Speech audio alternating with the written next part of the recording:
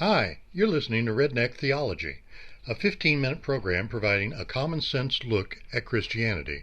I'm your host, Bill Whitty. Questions or comments may be emailed to rednecktheology@gmail.com. Now, on with the broadcast. I'm glad you could tune in today. I want to talk to you today about a withered tree. Yeah, I said withered, as in dried up, dead tree. Actually, I want to really begin by reading something to you. Something that took place while Jesus was walking on the earth. There was a time when they were all out together and they were going near a city. Actually, they were trying to return to a city. And some things that took place. The scripture starts out in 21st chapter of Matthew, in 18th verse. Early the next morning, Jesus was returning to the city. He was hungry. Seeing a lone fig tree alongside the road, he approached it, anticipated a breakfast of figs. When he got to the tree, there was nothing but fig leaves. And he said, "No more figs from this tree ever." The fig tree withered on the spot. A dry stick. The disciples saw it happen. They kind of rubbed their eyes and saying, "Did we really see this? A leafy tree one minute and a dry stick the next?" Well, some of us were having a lunch one day and we were discussing this scripture, talking about the fig tree and talking about what we might gain from the scripture, what we might compare to it. And one of the things that we looked at is how we might compare it to the church, how we might compare it to Christianity, or even Christians today.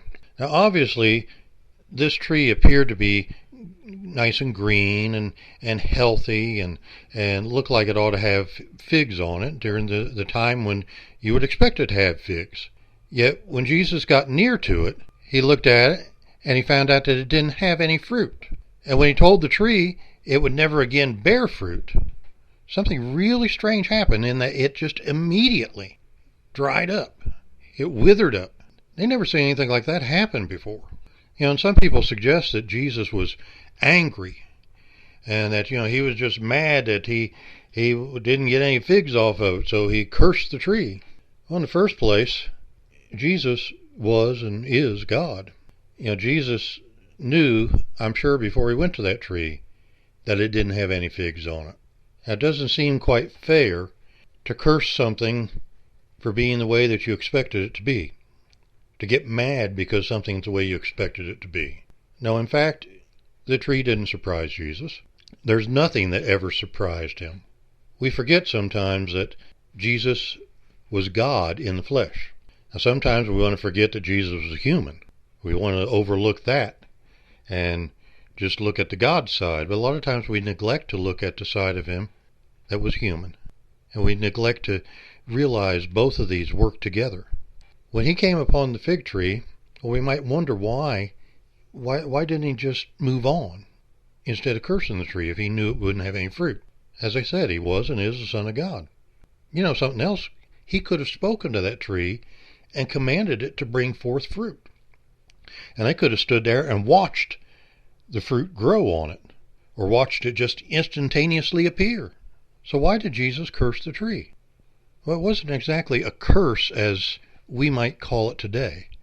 It was more an act of calling the tree into accountability.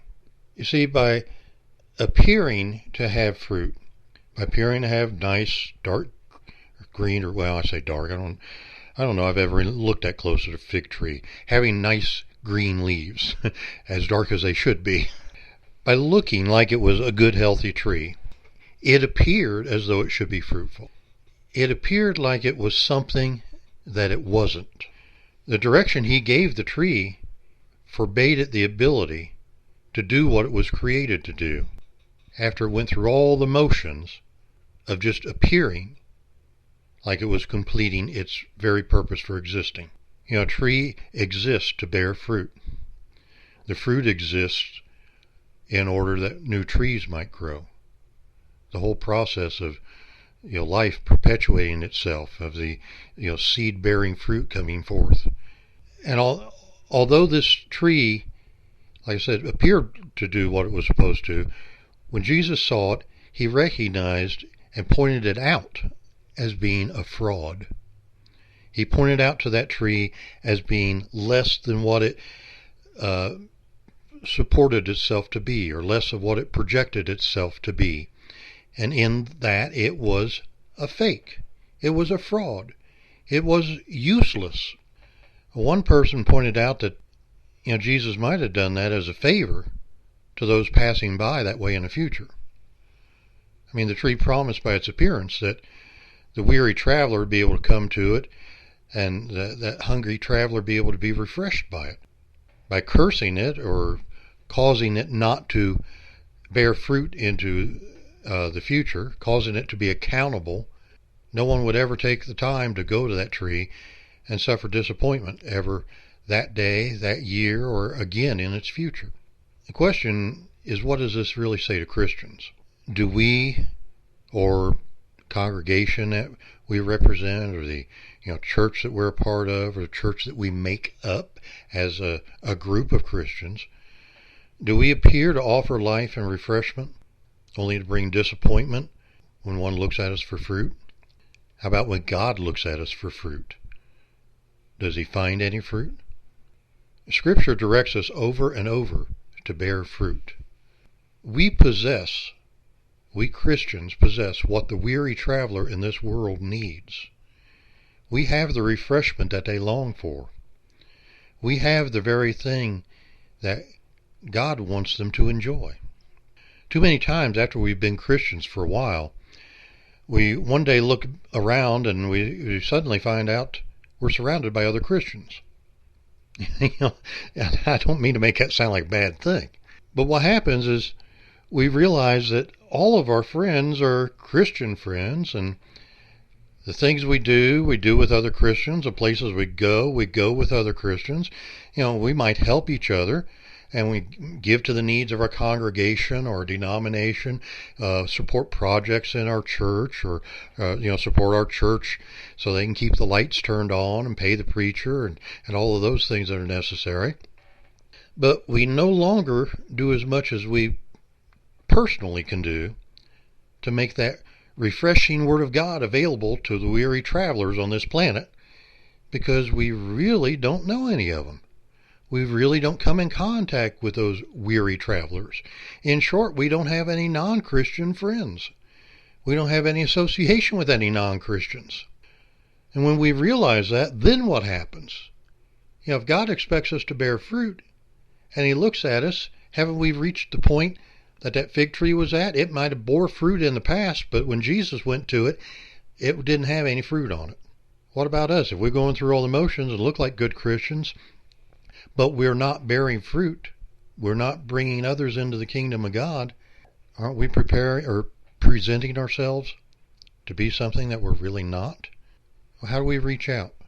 In our modern society, many of us don't even know our next door neighbors, much less the folks down the street. A lot of people are afraid to go door to door, knock on doors and give out invitations in the hopes of talking to somebody. It was a time when we did that regularly. There was also a time when you weren't concerned that you might knock on the door of a meth lab. I'm not saying it's the wrong thing to do, to go out door to door. I'm just saying people don't do it as readily as what they used to. Well, a question comes up, could we do something perhaps like maybe take a tray of cookies to someone and introduce ourselves? Maybe we could host a meet and greet session. Go out and take a few trays of cookies to a few of our neighbors, people that we don't really know, and invite a few of them at a time. The ones we have given the cookies to, go back and invite a few of them to come over. Nothing elaborate. Just come over and have a snack, or chips and dip, or cake, or try out a new recipe on them about something, and just kind of get to know each other and talk a little bit. Actually, it sounds like it might be kind of enjoyable. And particularly since you got to live near each other, give an opportunity to find out a little bit about each other.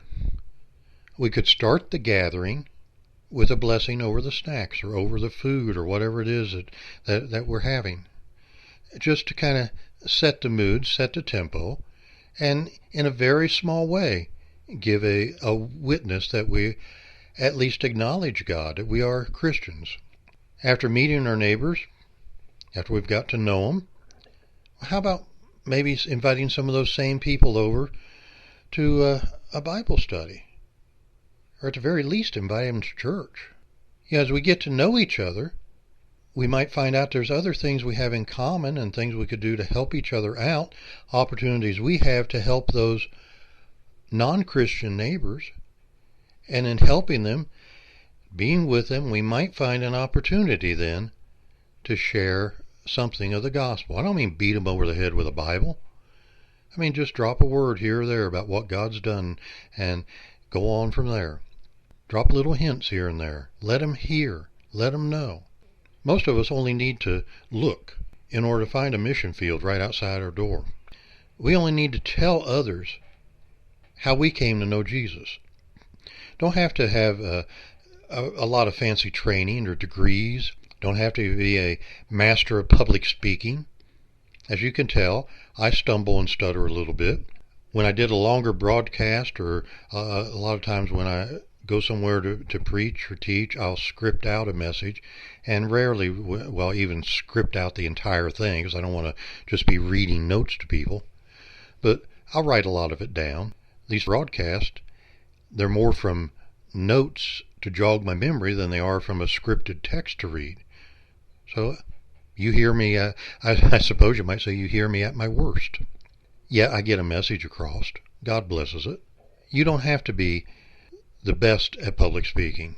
You don't have to be able to preach a sermon. You don't have to be able to teach a in-depth, long lesson. Just plain everyday talk's good. You see, we're not responsible if people don't accept what we offer. It's much like planting a garden. We put out the seed, we water, we fertilize, but if those seeds don't grow like we might want them to, we know we've done our part. We've done all we can, and we can't force them to grow. As we share God's Word and live according to it, we plant seeds of a nature. We also water and fertilize. When we live right, we share what God's doing in our lives. If we keep planting and caring for seeds, well, someday we'll see some type of harvest. Some will bear more fruit than others. Some will see a more bountiful harvest than others, but that's not the point. The effort is what God's looking at. He's looking at the heart. He's looking at the fact that we are bearing fruit. Not how much we're bearing, but that we are bearing fruit. The opposite's true, too, when it comes to the amount we bear. It may not be a great deal, but at the same time, there's no preset limitation. We can bear a great deal of fruit. Let's say we just simply do what we were created to do. Go forth, reproduce, and multiply. That's our program for today. I'm Bill Whitty, thanking you for listening to Redneck Theology. Your questions or comments may be emailed to rednecktheology, that's all one word, @gmail.com. Please join me again next time for more Redneck Theology.